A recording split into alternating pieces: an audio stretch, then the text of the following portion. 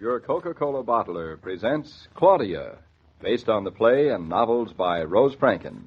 Brought to you, transcribed Monday through Friday, by your friendly neighbor who bottles Coca-Cola. Relax, and while you're listening, refresh yourself. Have a Coke. And now, Claudia.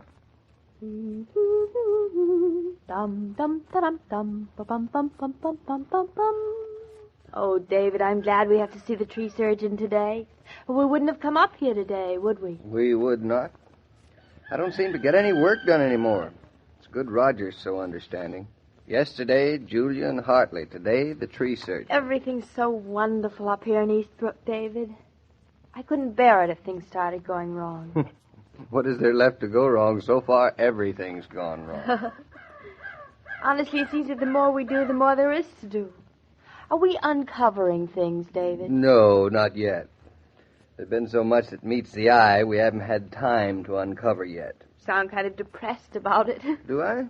Don't mean to. Actually, I'm in love with this place. I love every bit of work I put into it. You'd probably be terribly disappointed if it was all perfect without you, wouldn't you? I think you have said something very profound, darling. It's a nice place. The trees are beautiful. And useful, too. Those oaks and maples over there along the edge of the meadows. That's so the herd can lie in the shade while they're tired and grazing. And these great maples around the house. The apple orchard over toward the barn. Are 4 trees an orchard? Are 3 people a family? You're right. They're an orchard. What other kinds of trees have we? Well, there's those elms over across the meadow by the brook. Hey, don't forget the Christmas trees by the driveway. Hemlock. I think they're my favorite. Well, that's because you can recognize them. Oh. David, how can you tell trees apart? Tell them apart? They look completely different. Christmas trees do. Hemlocks. Hemlocks. Darling, their leaves are different. Their trunks, their branch formations. They look as different as you or I. I'm so embarrassed I don't even dare look a tree in the trunk. I wish that tree surgeon would get here. Paradiso said to meet him here at 11 o'clock. It's now 11:20. I'm glad he's late. It's nice standing here talking about our land, especially with winter thawing and spring in the air. What's more, our trees don't need a surgeon. They look wonderfully healthy. Hello there. Oh, Mr. Tucker, hello. What are you doing up here today? Wasn't expecting you to come Saturday. Paradiso called. Told us he ordered the tree surgeon today, so we came up. Tree surgeon? Mm-hmm. What kind of a newfangled doctor's he? You and the missus feeling sick? No, we're fine, Mr. Tucker. A tree surgeon is a doctor for trees. For trees, eh? Uh-huh. Trees ain't feeling well? Since when? Well, they're fine, Mr. Tucker. At least I think so. Then why call the doctor? Doctors is good for when you're getting set to kick the old bucket goodbye. David says the doctor is just in case the trees aren't feeling well and can't say so. Oh, trees can tell you all right. They just start dropping their leaves and breaking their branches. You don't need any doctor to tell you that. No. I know, Mr. Tucker. I don't expect him to tell us anything except what kind of spray we should have and when we should have it done. Sprays, you say? Last time I had the sniffles and Delilah called the doctor. He wanted to spray my throat with some pink stuff. I wouldn't let him touch it. Throat got better the next day. My cousin Harry got himself sprayed all the time. He just died right away one night. Been sprayed just that morning, too. Nope, I don't believe in sprays. Doctors, anything. No. David, what do you think? Well, I think Mr. Tucker's being a little pessimistic. Professor, what? No, I'm being honest. I'm just warning you. Look around you. Look over your trees. Where have you seen a nicer bunch, standing so tall and straight and strong? Ain't never been one that caused me any trouble. None at all, none at all. Now, every now and then one of them, nope, they're all fine. It never hurts to make sure, Mr. Tucker. Make sure what, eh? These trees are all healthy trees, growing fine. Worth the whole price of the place. Counting the trees, I should have charged you more. Well, they're a handsome lot. I was just telling Claudia that I then leave well enough alone, son. Leave well enough alone. Trees have been standing a couple million years. You've been standing, less than 30. Tree surgeon, he's been in business less than 20. Trees must know best of all of us whether it's well or not. When they ain't, it'll drop. Drop? But I don't want any of our trees to drop. Now, darling, stop worrying. This place hasn't got a bit of disease on it. You can tell by just looking at it. Our trees are beautiful and healthy and good. Glad to hear you appreciate it, son. Glad to hear it. Why, you can feel it in your bones when a place is reeking with health, and this here farm is reeking. My dad never had a doctor. I never have one when I'm conscious, and our trees would be an insult to them. Would, yes? David, that's a car pulling in now, isn't it? Yeah, this must be the man. Can you see his face? What's he look like? I don't like him. I know it. David, he looks like a salesman. Hello, Mr. Thorndyke. Oh, hello, Mr. Thorndyke. Yes. I'm Mr. Naughton. I do. Mr. Paradiso said that you'd get here Yes, well, let's get started. We've got a lot of trees. Tucker, the trees are all fine, young man. We bought this farm from Mr. Tucker, and this is my wife, Mrs. Naughton. I do. Thorndyke. Well, which one's the worst off? Where'd we start? As Mr. Tucker says, I don't think we're going to have very much trouble. But how about taking a look at these elms right over here? Right. You realize, of course, Mr. Naughton, that we'll have to spray right away before the trees start to leaf. You see, remember what I was telling you, son? We give the dormant spray in spring, and then we spray again when the trees are fully foliated. Foliated. What's that, David? In leaf, darling. Why didn't he say so? You noticed any signs of elm disease? Elms have a particular kind of disease. Is it catching? Highly epidemic.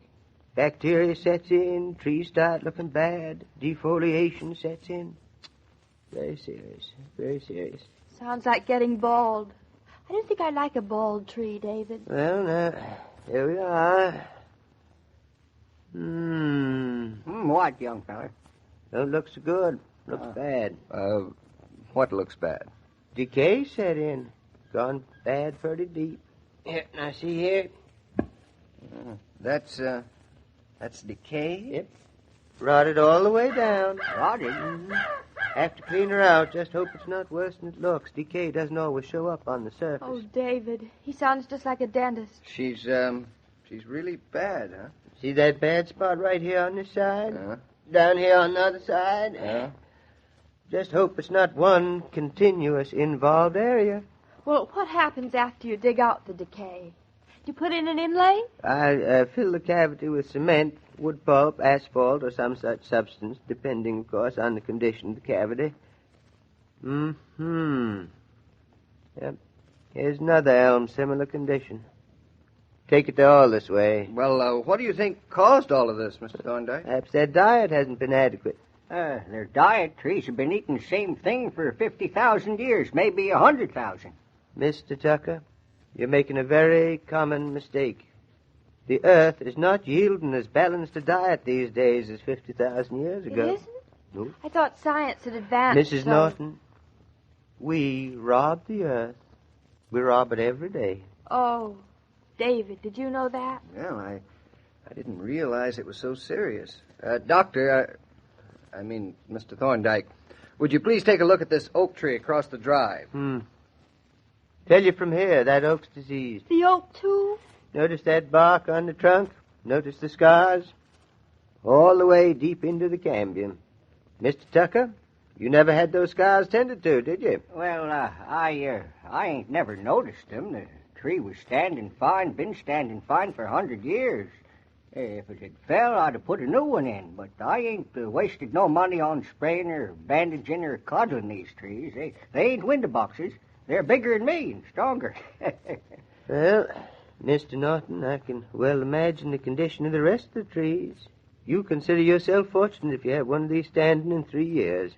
Your elm's diseased, white pine probably blistered, these oaks here are covered with parasites. Your apple tree's probably not even bearing. It's not possible. Our beautiful trees. It's deceptive.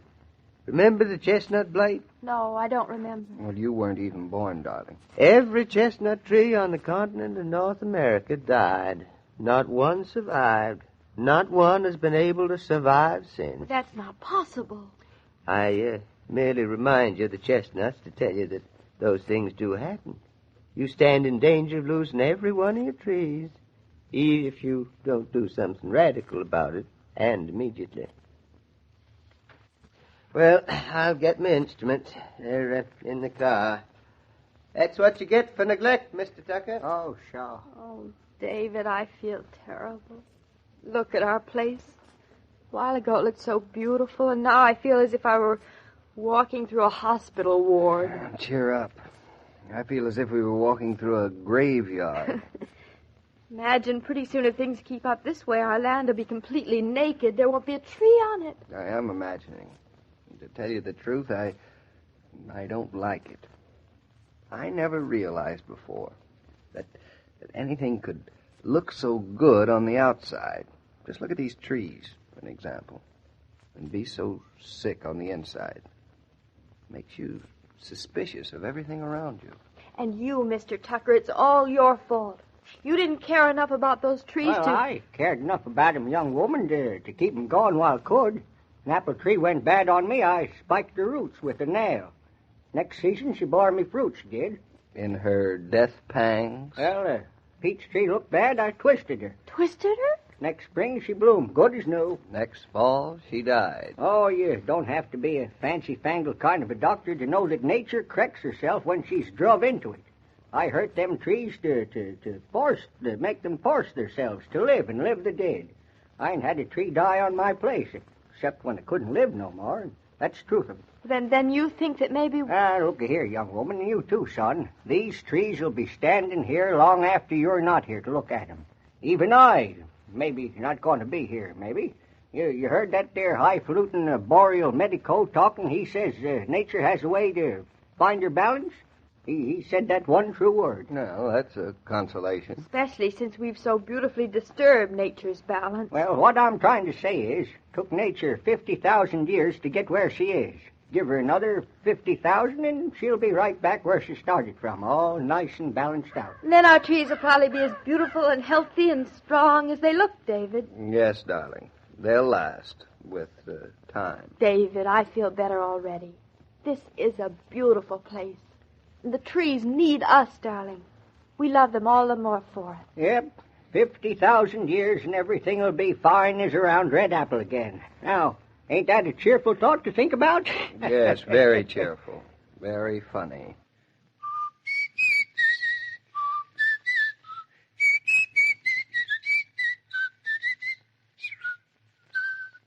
Does your family gather around to see what you've brought home from the market? They're probably looking for that familiar carton of Coca-Cola. And if you've brought home a whole case in the car, oh, lady, is that a red-letter day. The phone buzzes with party invitations when there's plenty of Coke on ice, and the whole family falls into a gala mood. Isn't it nice that you can rouse such festive feelings for so little money? Coke is just 5 cents a bottle, you know. Oh, Mr. Tucker, before you go... Yes, son? Well, just thought I'd like to ask how you like your new neighbors, the Naughtons. Oh, nice young people.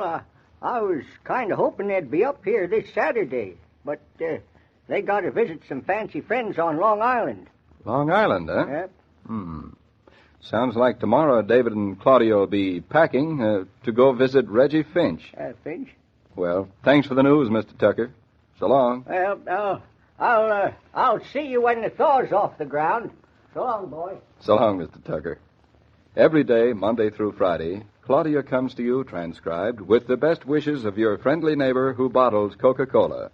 So listen again tomorrow at the same time. And now this is Joe King saying au revoir. And remember, whoever you are, whatever you do, wherever you may be, when you think of refreshment, think of Coca-Cola. For ice-cold Coca-Cola makes any pause the pause that refreshes. This broadcast of Claudia was supervised and directed by William Brown Meloney. And now here's a word from your friendly neighbor who